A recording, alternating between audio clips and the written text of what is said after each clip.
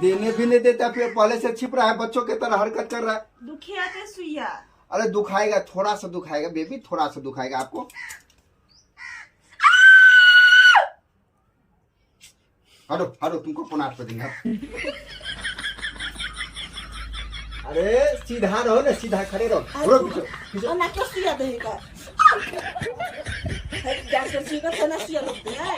अरे ऐसा ही देना दे, देखो ने बाएं पे लेने तो पुनाट पे कब ले, कहाँ ले लेगा? हाँ थाना सुइया नहीं चाहिए, गोटिया दे दिया। चलो तू ऐसे नहीं मानो, चलो बेड पे लेकर चलो चलो, बेड पे लेटो।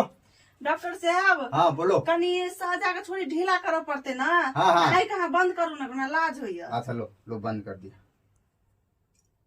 इनका सुइया देखिए।